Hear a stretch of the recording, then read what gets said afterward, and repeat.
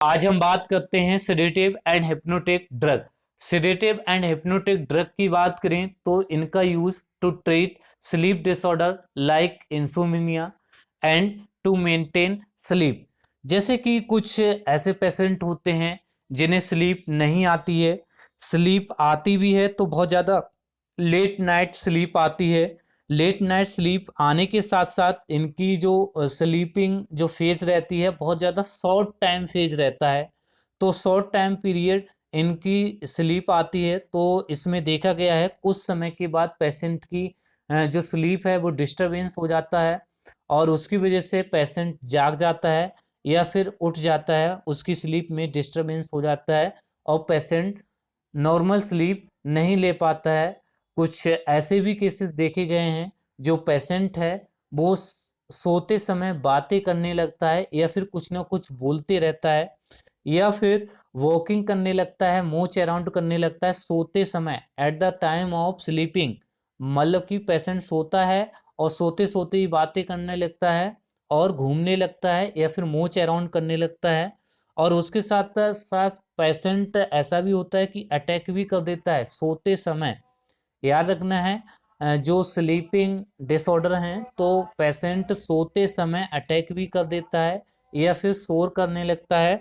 तो इस केसेस में sedative and hypnotic drug use किए जाते हैं। अगर पेशेंट को नींद नहीं आती है तो उस कंडीशन को इंसोमिनिया कहते हैं और उस पेशेंट को इंसोमिनिया का पेशेंट कहते हैं।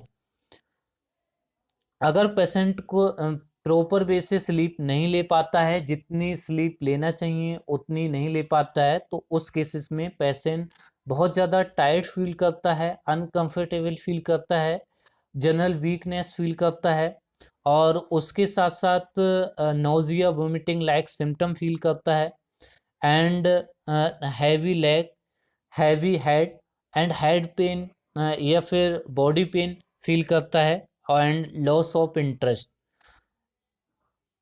और इनका यूज़ जैसे कि कभी कभी ऐसा भी होता है कुछ पेशेंटों के ज़्यादा इंजरी हो जाती है तो उस केसेस में जो नॉर्मल ड्रग है उनकी जो इंजरी का पेन होता है उसे नहीं रोक पाता है।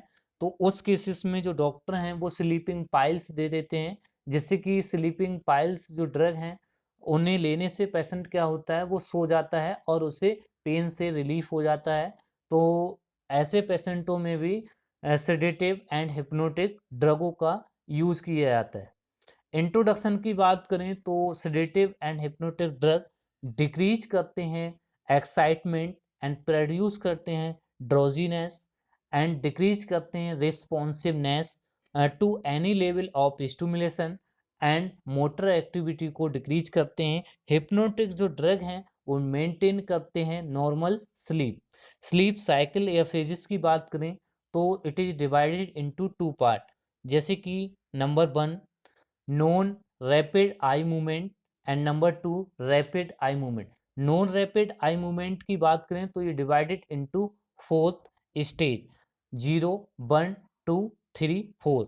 एंड जो नॉर्मली स्लीप देखा गया है 50% जो स्लीप टाइम देखा गया है वो in stage 2 and slow wave sleep include stage 3 and 4। Type of sleep disorder and their treatment, तो इसमें लैक ऑफ स्लीप मतलब कि नींद ना आना, इंसोमिनिया।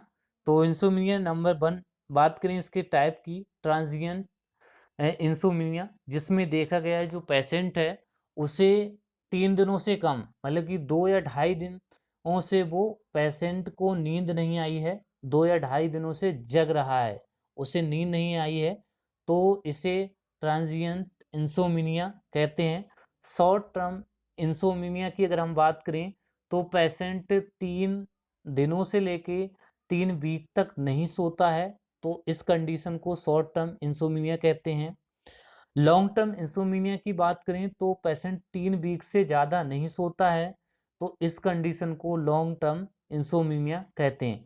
हाइपरसोमिनिया या फिर नार्कोलिप्सी, हाइपरसोमिनिया या फिर नार्कोलिप्सी की बात करें तो ऐसे पेशेंट ज़्यादा सोते हैं, जो नॉर्मल स्लीपिंग जो टाइम होता है उससे ज़्यादा ये सोते हैं, तो ऐसे पेशेंटों को नार्कोलेप्सी का पेशेंट या फिर हाइपरसोमनिया का पेशेंट कहते हैं।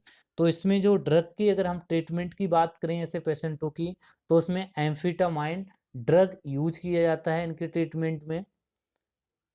सेडेटिव एंड हिप्नोटिक ड्रग की अगर क्लासिफिकेशन की बात करें तो नंबर 1 बेंजोडाइजापीन्स जिसमें कि डाइजापाम ड्रग, नंबर 2 बारबिचुरेट जिसमें कि long acting drug and short acting drug की बात करें तो उसमें phenobarbitone as a long acting use and as a short acting use and ultra short acting drug की बात करें तो उसमें thiopentone and methohexitone ultra short acting drug हैं।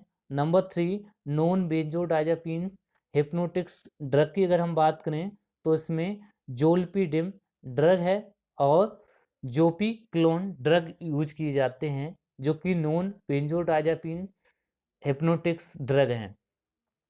तो सबसे पहले हम बात करते हैं मैकेनिज्म ऑफ एक्शन जिसमें कि नंबर 1 बेंजोडाइजापीन्स।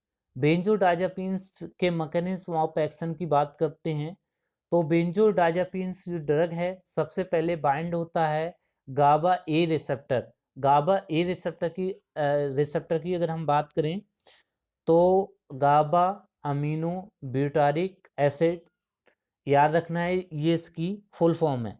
तो सबसे पहले जो बेंजोडाइजापीन्स जो ड्रग है वो गाबा ए रिसेप्टर से जाके बाइंड होता है। बाइंड होने के बाद after death increase opening of chloride channel, ये इंक्रीज करता है opening of chloride channel. By this increase GABA mediated chloride current and GABA mediated chloride current responsible for causing membrane hyperpolarization and membrane hyperpolarization responsible for CNS depression। और उसके बाद patient को नींद आ जाती है। तो याद रखना है बेंजोडाइजापीन्स जो ड्रग है सबसे पहले गाबा ए रिसेप्टर से जाके बाइंड होता है। बाइंड होने के बाद ये इंक्रीज करता है ओपनिंग ऑफ क्लोराइड चैनल और क्लोराइड चैनल की ओपनिंग को इंक्रीज करता है। By this increase GABA mediated chloride current, by this increase GABA mediated chloride current and chloride current responsible for membrane hyperpolarization and membrane hyperpolarization responsible for CNS depression। और CNS जब depress हो जाता है तो patient को नींद आ जाती है। फार्माकोलॉजिकल एक्शन की बात करें तो जैसे कि number 1 sedation, number 2 anti convulsion effect जो जैसे कि सीजर एपिलेप्सी में जो ड्रग यूज होते हैं तो यही ड्रग यूज होते हैं, इनका जो एंटी कन्वल्सन इफेक्ट है या फिर जैसे कि चक्कर आना एंड प्री एनेस्थेटिक मेडिकेशन में ये ड्रग यूज होते हैं। एंड नंबर 4 की अगर हम बात करें एंटी एंजाइटी इफेक्ट है, anti convulsion and anti anxiety effect है एंड मसल्स रिलैक्सेंट इफेक्ट है इनका। फार्माकोकाइनेटिक की अगर हम बात करें तो ड्रग गिवन ओरली रूट या फिर इंट्रावेनियसली, इंट्रावेनियस दे सकते हैं और या फिर ओरली, दोनों ही रूट से प्रेफर कर सकते हैं ड्रग को। Metabolize by liver and elimination by kidney. Adverse effect की बात करें तो drowsiness, confusion, tolerance and tremor, insomnia, और भी इसके एडवर्स इफेक्ट हैं, मैंने कुछ कॉमन लिखवाए हैं। बारबिचुरेट, तो अब हम बात करते हैं mechanism of action barbiturate. Barbiturate drug की अगर हम बात करें तो ये सेम रिसेप्टर से बाइंड होता है जो कि बेंजोडाइजापीन ड्रग बाइंड हो रहा था। गाबा ए रिसेप्टर से जाके बाइंड होता है। गाबा ए रिसेप्टर से बाइंड होने के बाद ये इंक्रीज करता है ड्यूरेशन ऑफ क्लोराइड चैनल की ओपनिंग को इंक्रीज कर देता है।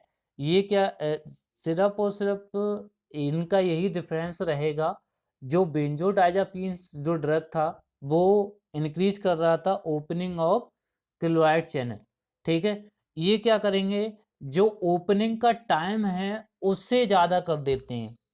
जो बारबीचुरेट ड्रग है वो क्या करेगा, जो क्लोराइड आयन चैनल है उसकी ओपनिंग के टाइम को ज़्यादा देर तक ओपन करके रखता है, मतलब कि ओपनिंग टाइम को इंक्रीज कर देता है।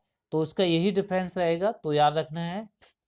बारबीचुरेट जो ड्रग है सबसे पहले बाइंड होगी गाबा ए रिसेप्टर से जाके, और गाबा ए रिसेप्टर से बाइंड होने के बाद ये इंक्रीज करेगी duration of opening, duration of opening chloride channel की ओपनिंग को इंक्रीज करेगा। और इसके बाद जो देखा गया है, इसकी वजह से by this increase in GABA mediated chloride current, and GABA mediated chloride current responsible for causing membrane hyperpolarization and membrane hyperpolarization responsible for CNS depression। और CNS जब डिप्रेस हो जाएगा तो पेशेंट को नींद आ जाएगी।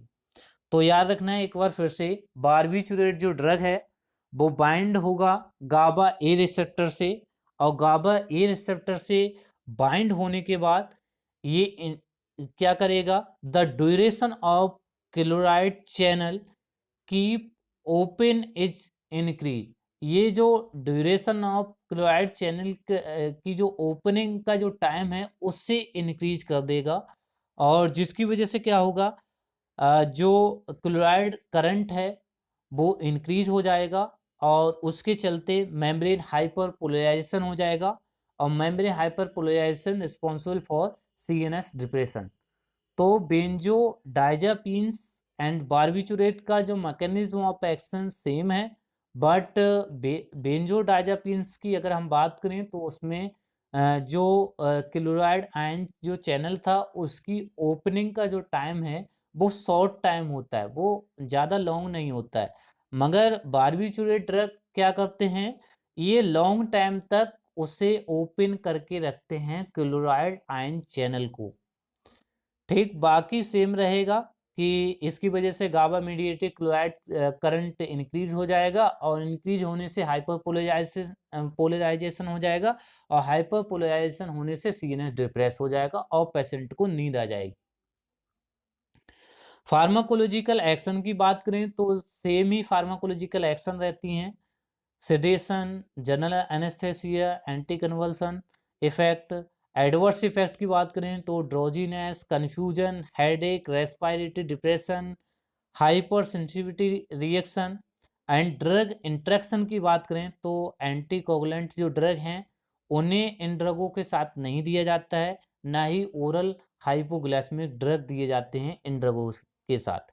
इंट्रैक्शन तभी होता है जब, जैसे कि इसमें लिखा है, interaction with anticoagulant and oral hypoglycaemic drug. अगर इनका इंट्रैक्शन है इन ड्रगों के साथ तो इन ड्रगों के साथ इन ड्रगों को नहीं दिया जाता है। जो सेडेटिव एंड हिप्नोटिक ड्रग हैं, चाहे वो बेंजोडाइजापीन्स हैं या फिर बारबीचुरेट हैं, इन दोनों ड्रगों को हाइपोग्लाइसेमिक ड्रग के साथ नहीं देते हैं, ना ही एंटीकोगुलेंट ड्रग के साथ देते हैं। तो आज के लिए इतना ही, थैंक यू।